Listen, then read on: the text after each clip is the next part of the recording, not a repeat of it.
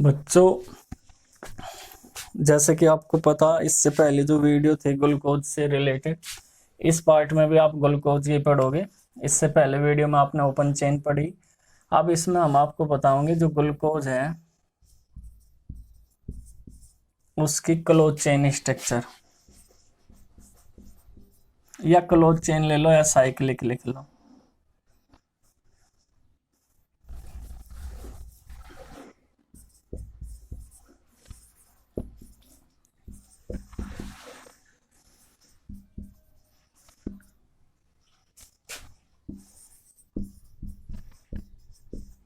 Cyclic structure of glucose, ठीक है। जैसे हमने पहले आपको बताया था कि बहुत सारे फैक्ट दिए थे कि जो ग्लूकोज है वो ओपन चेन स्ट्रक्चर रिप्रेजेंट करें। आज हम जो आपको फैक्ट देंगे उससे प्रूव होगा कि जो ग्लूकोज है वो साइक्लिक स्ट्रक्चर शो करता है, ठीक है। जैसे सबसे पहला हम आपको इसमें प्रूफ देने जा रहे कि जो ग्लूकोज होती है वो 2,4 DNP के साथ कोई रिएक्ट नहीं करती। आप सोच रहे होंगे सर ये क्या है 2,4 DNP। तो आपने पढ़ा होगा 2,4 क्या है, डाई नाइट्रोफिनाइल, ठीक है बच्चों। ये क्या होता है 2,4 डाई नाइट्रोफिनाइल, यानी जो फिनाइल ग्रुप है इस तरीके से, इस पर सेकंड पोजीशन पे NO2 जोड़ा हुआ है और फोर्थ पोजीशन पे इसके रिलेटिवली, ठीक है। तो इस तरीके से जो 2,4 डाई नाइट्रोफिनाइल, ठीक है बच्चों, इस तरीके से इसका अरेंजमेंट होता है। हमने जब आपको स्टडी कराई थी बताया था हाइड्रोक्सिलेमाइन वगैरह, आपके पता हो आपको हाइड्राजीन वगैरह हाइड्राजोन फॉर्म होता है, तो वहीं पे बताया था आपको 2,4 डाई नाइट्रोफिनाइल। उसमें ये बताया गया था जो एल्डिहाइड्स ग्रुप्स होते हैं वो 2,4 डाई नाइट्रोफिनाइल के साथ रिएक्ट करते हैं, ठीक है। तो इन्हें भी करनी चाहिए क्योंकि अगर इसमें एल्डिहाइड ग्रुप प्रेजेंट है ग्लूकोज में, जैसे आपको बताया गया, अगर इसमें एल्डिहाइड ग्रुप प्रेजेंट है तो बच्चों इसे रिएक्शन करनी चाहिए थी किसके साथ, 2,4 डाई नाइट्रोफिनाइल के साथ। लेकिन ये एल्डिहाइड ग्रुप होने के बावजूद भी इसके साथ रिएक्ट नहीं कर पा रहा, तो इसका मतलब जो इसका एल्डिहाइड ग्रुप है वो फ्री नहीं है, ठीक है। फिर हमने एल्डिहाइड की रिएक्शन एक सिप बेस के साथ भी दी थी, सिप बेस टेस्ट किया था, या सिप टेस्ट भी आप उसे कह सको, इसी में ही।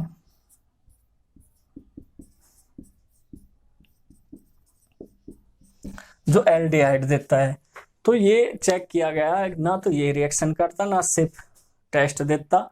और एक चीज और हमने बताया था सोडियम बाइकार्बोनेट के साथ रिएक्शन, या सल्फाइड ले लो, सोडियम बाई सल्फाइड के साथ SO3। ये जो तीनों रिएक्शन है, ये एल्डिहाइड ग्रुप अगर फ्री स्टेट में होता है, मुक्त अवस्था कहा जा जिसे, तो ये तीनों रिएक्शन देता है। ये एडिशन रिएक्शन होती है, आपने की भी होगी एल्डिहाइड के साथ। तो ये इनमें से कोई रिएक्शन नहीं दे रहा, तो इससे पता चला है कि जो एल्डिहाइड ग्रुप है वो फ्री नहीं है, वो एक क्लोज साइक्लिक स्ट्रक्चर में प्रेजेंट है। क्यों? क्योंकि ये तीन टेस्ट जब ये नहीं दे पा रहा, तीन रिएक्शन नहीं कर पा रहा ग्लूकोज, तो इसके पीछे क्या रीजन है बच्चों? रीजन ये है कि इसमें जो एल्डिहाइड ग्रुप है कहीं ना कहीं वो फ्री नहीं है। फिर हमने बताया था कि जो ग्लूकोज है वो पेंटा एसीटेट फॉर्म करता है। क्या ऐसे फॉर्म करता है बच्चों? पेंटा एसीटेट सेकंड पोजीशन पे। तो जो पेंटा एसीटेट है वो हाइड्रोक्सिल एमाइन के साथ रिएक्शन करनी चाहिए, लेकिन वो हाइड्रोक्सिल एमाइन के साथ कोई रिएक्शन नहीं करता। तो इससे भी प्रूव होता है कि इसमें जो एल्डिहाइड ग्रुप है वो बिल्कुल भी फ्री नहीं है। नहीं तो ये बिल्कुल पेंटा एसीटेट, जब हमने कहा था पेंटा एसीटेट, इस बात का प्रूव है कि उसमें जो हाइड्रोक्सी होते हैं 5 हाइड्रोक्सी, वो रिएक्ट करके उसके साथ क्या बना हुआ है? पेंटा एसीटेट, जो इससे पहली वीडियो में थी। तो एल्डिहाइड तो मुक्त था, फ्री था, तो इसके साथ रिएक्ट करता, लेकिन इसके साथ रिएक्ट नहीं कर रहा। तो इससे प्रूव हो गया, दो रीजन हमने बताए कि जो ग्लूकोज होता है वो साइक्लिक स्ट्रक्चर में होता है। तो वो किस तरीके से है सभी बच्चे यहां देखेंगे अभी।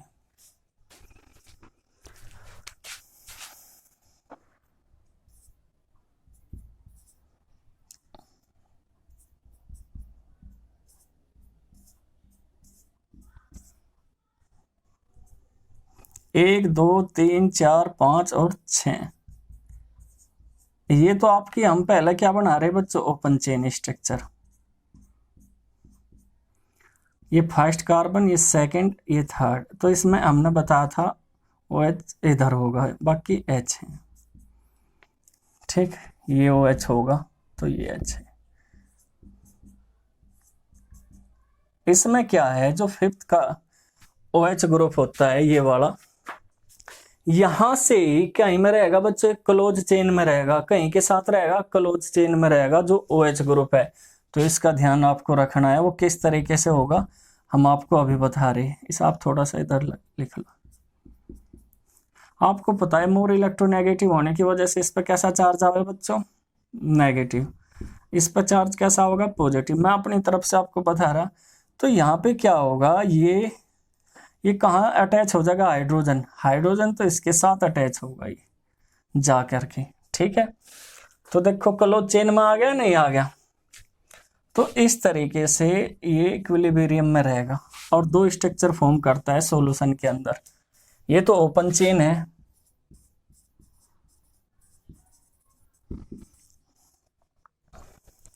Structure of glucose. तो किस तरीके से होगा, ये दो स्ट्रक्चर बनाएगा बच्चों, अल्फा और बीटा। कैसी स्ट्रक्चर फॉर्म करेगा, दो अल्फा और बीटा। सबसे पहला आप इधर देख लो, एक,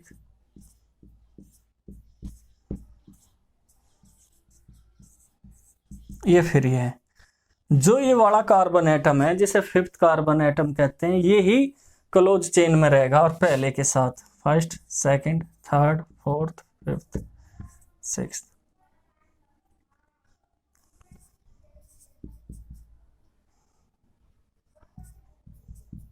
इस तरीके से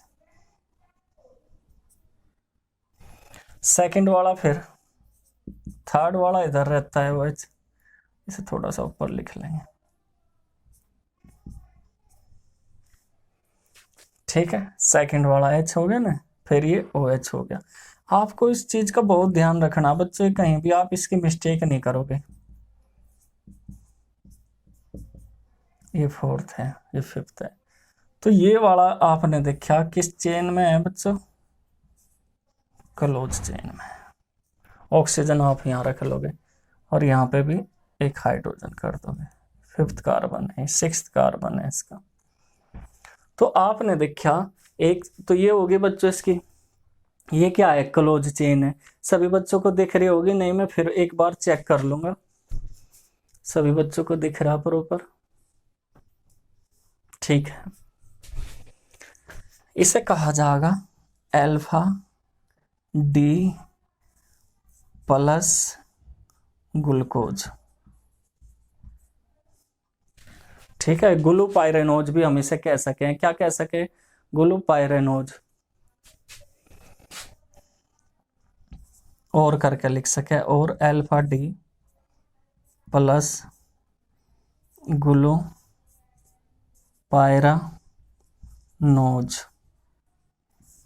36% होती है। इस चीज को आप नोट कर लो।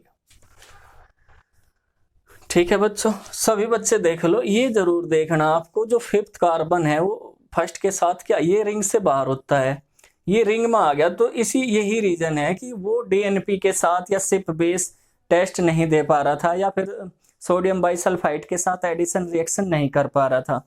यही रीजन है बच्चों उसका। आगे बात समझ में। अब नेक्स्ट देख लो यहाँ पे,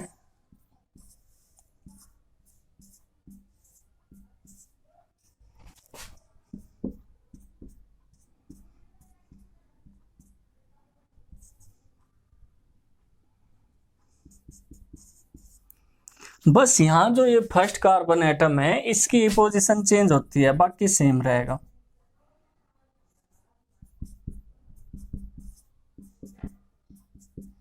बाकी क्या रहेगा बच्चों, सब same.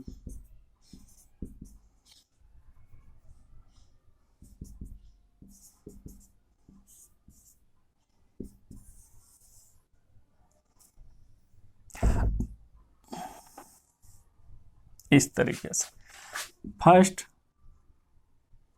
Second, third, fourth, fifth और ये सिक्स्थ कार्बन है। ठीक है, सभी बच्चों को प्रॉपर दिख रहा होगा। तो इस तरीके से 1 2 3 4 5 6 कार्बन एटम होंगे, पहला और फिफ्थ रहता है रिंग में। आपको सिर्फ ये देखना होगा, यहाँ पे जो OH है वो रिंग के अंदर है, यहाँ पे OH जो होगा वो रिंग के बाहर होगा, और इसे क्या कहा जाएगा, बीटा D प्लस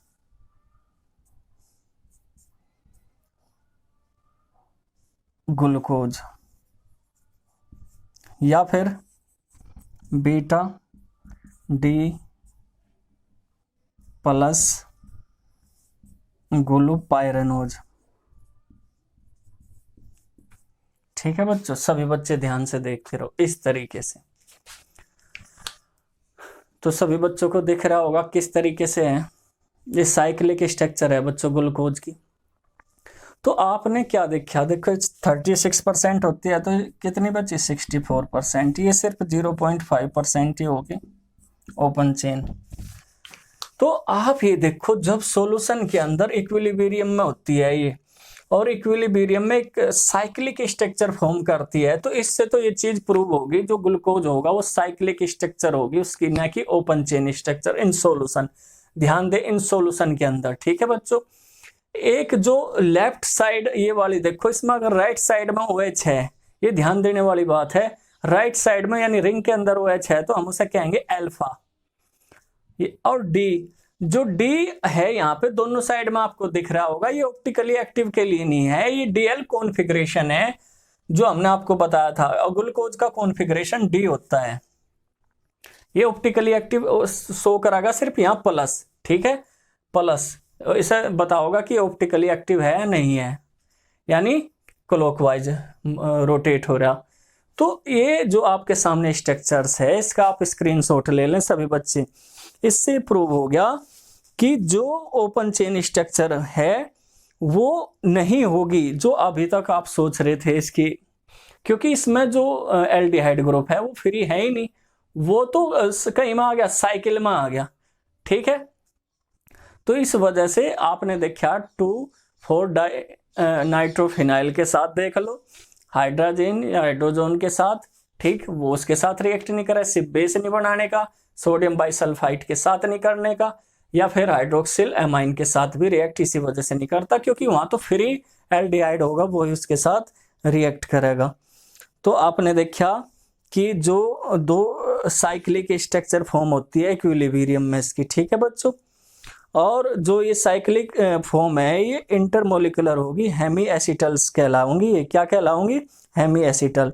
और ये जो आप देख रहे रिवर्सेबल होगी सॉल्यूशन के अंदर। ये रिवर्सेबल का मतलब है कि एक प्रकार से स्थायी नहीं है ये, कभी ये फॉर्म हो रहा तो ये फॉर्म हो रहा, ये फॉर्म हो रहा तो ये फॉर्म हो रहा है, प्रोसेस इंटरचेंज होता रहता है लगातार एक दूसरे में। ठीक है बच्चों, तो इसमें जो साइक्लिक फॉर्म है वो प्रीडोमिनेट करेगी सॉल्यूशन के अंदर। क्लियर है सभी बच्चे, स्क्रीनशॉट ले लें, फिर हम इसे मिटा रहे। उससे पहले हम आपको बताओगे कि आपने जैसे देखा जो ये कार्बन एटम है पहला, इसमें भी पहला देख लो, इसमें ही सिर्फ OH की पोजीशन चेंज हो रही, तो ऑप्टिकली एक्टिव जो होगा किसके अराउंड होगा, C1 कार्बन एटम के। मैं यही बता दूंगा आपको, जो C1 कार्बन एटम है उसके अराउंड ही ऑप्टिकली एक्टिव है ये, क्योंकि यहाँ OH राइट साइड में, यहाँ OH लेफ्ट साइड में, तो इसकी मिरर इमेज बन रही या नहीं बन रही, लेकिन किसके अराउंड बन रही, C1 कार्बन एटम के अराउंड बन रही। तो जो ग्लूकोज होगा वो C1 कार्बन के अराउंड क्या होगा बच्चों, ऑप्टिकली एक्टिव होगा। आप लिखना चाहो लिख लियो, alpha D glucose and beta D glucose are optical isomers and differ in the configuration only around C1 atom. जो हम बार बार कह रहे हैं कि C1 जो ये कार्बन एटम है इसके अराउंड ही डिफर है, और ये दोनों आपस में क्या है, आइसोमर्स है। मोलिकुलर फॉर्मूला एक है इनका। तो आइसोमेरिज में रिप्रेजेंट कर रहा है नहीं कर रहा। तो इस तरीके से जो इसे क्या कहा जाएगा, एनोमर्स कहा जाएगा। और C1 कार्बन एटम को क्या कहा जाएगा, एनोमेरिक कहा जाएगा बच्चों। क्या कहा जाएगा, एनोमेरिक। ध्यान से देखना, इसे क्या कहा जाएगा बच्चों, एनोमेरिक। नोट कर लो, एनोमेरिक। इन्हें तो एनोमर्स कहा जाएगा। और जो C1 कार्बन एटम्स है, अगर आपको यहां ना दिख रहा हो तो मैं यहां लिख दूंगा एनोमेरिक। तो सभी बच्चे नोट कर लो, जो अल्फा डी ग्लूकोज और बीटा डी ग्लूकोज है वे आपस में आइसोमर्स हैं, क्योंकि इसमें जो अरेंजमेंट है वो किसके अराउंड डिफर है बच्चों, स्ट्रक्चर किसके अराउंड डिफर है, C1 कार्बन एटम के। ये बार बार मैं बता रहा, एग्जाम में पूछ ली जाए चीजें, तो ये ऑप्टिकली एक्टिव होगा, ठीक है, क्योंकि C1 के अराउंड क्या है, इसका जो अरेंजमेंट है वो डिफर है, ठीक। तो इसे क्या कहा जाएगा, इसे एनोमर्स कहा जाएगा। लेकिन ये वाला कार्बन जो है ये एनोमरिक कार्बन कहलाऊगा, क्योंकि इसके अराउंड ही डिफर है ना। तो सभी बच्चे स्क्रीनशॉट ले लें। अब एक इसी में हम म्यूटा रोटेशन होता है। म्यूटा रोटेशन आप देख रहे, म्यूटा रोटेशन है क्या बे, ये वाली इसमें रोटेट हो रही, चेंज हो रही, ये इसके साथ इक्विलिब्रियम में है, तो इसे ही म्यूटा रोटेशन कहा जाए। आप नोट करके लिख लो म्यूटा रोटेशन, मैं इसी के अराउंड बता दूंगा म्यूटा रोटेशन।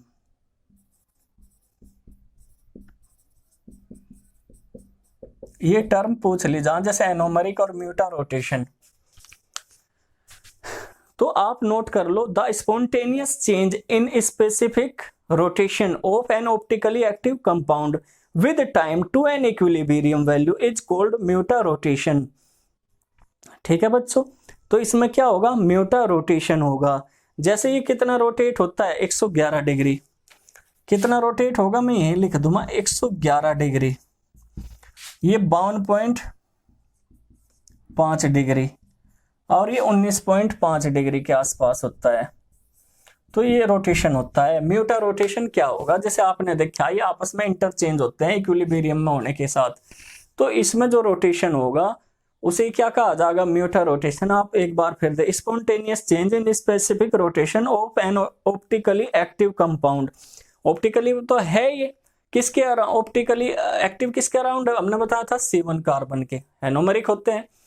तो ये क्या होंगे बच्चों, ऑप्टिकली एक्टिव कंपाउंड है और इक्विलिब्रियम में, तो इसी प्रोसेस को क्या कहा जाएगा, म्यूटा रोटेशन।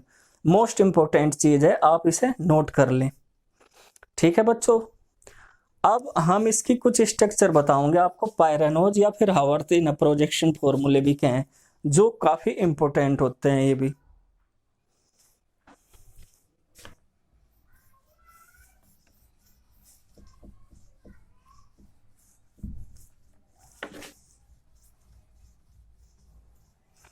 पायरेनोज स्ट्रक्चर या फिर इन्हें दूसरे किस नाम से जाना जा बच्चों, हावर्थ के नाम से।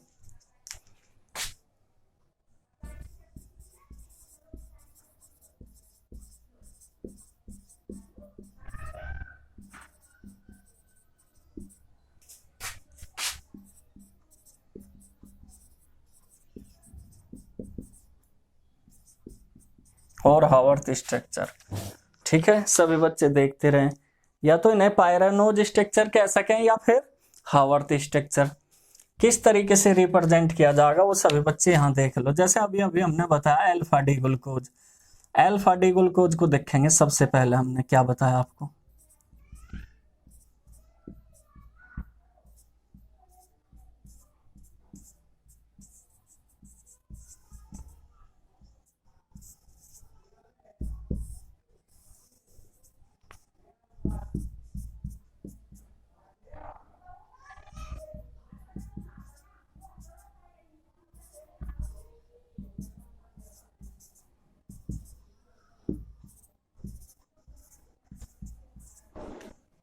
ये है ना बच्चा अल्फा डी ग्लूकोज।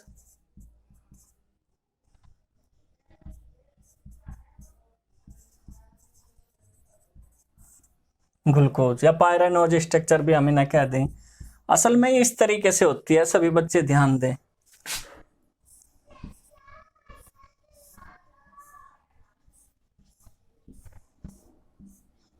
नहीं हावर्थ या पायरेनोज स्ट्रक्चर कहा जा।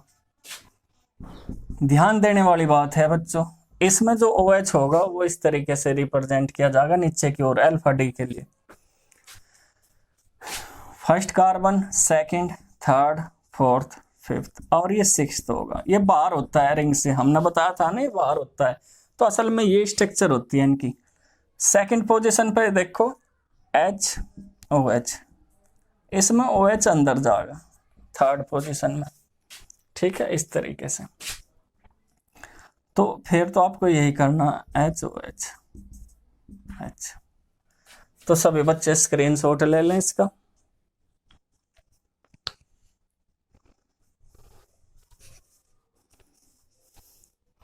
मेरे ख्याल से सभी बच्चों ने स्क्रीनशॉट ले लिया होगा। ये देखो फिफ्थ और जो पहला कार्बन है उसके बीच, फिफ्थ के और इसके बीच के क्या रहती है, पहले कार्बन के बीच ऑक्सीजन, ये रही ना बच्चों इस तरीके से। तो ऑक्सीजन आप काउंट कर लो, 1 2 3 4 5 और 6, ठीक है। तो ये क्या होगा बच्चों, इसे ही पायरेनोज स्ट्रक्चर कहा जा, ग्लूकोपायरेनोज स्ट्रक्चर। ये तो थी बच्चों अल्फा डी के लिए, यानी अल्फा डी प्लस ग्लूकोज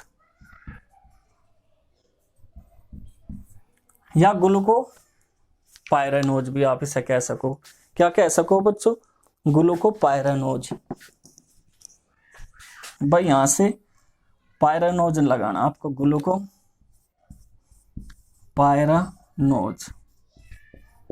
बस ग्लूकोपायरेनोज। अब नेक्स्ट देख लो बीटा डी। मुझे तो बस यहाँ थोड़ा सा चेंज करना पड़ेगा आपको पूरा। बीटा डी इसमें इस तरीके से है, OH ऊपर हो जाएगा, बाकी कोई चीज चेंज नहीं होने की, इसे कहा जाएगा बीटा डी। सभी बच्चे स्क्रीनशॉट ले लें। ये बीटा डी ग्लूकोपायरेनोज होगा, पायरेनोज स्ट्रक्चर है बीटा डी प्लस ग्लूकोपायरेनोज, ठीक है। ग्लूकोज से पहले क्या ले लिया, ग्लूको, क्या ले लेंगे बच्चों, ग्लूको, और बाद में लगा देंगे पायरेनोज या आवर्ती स्ट्रक्चर भी कहते हैं। तो इसी के साथ बच्चों जो आपका ग्लूकोज टॉपिक था वो समाप्त हुआ। नेक्स्ट वीडियो में आप फ्रुक्टोज पढ़ोगे।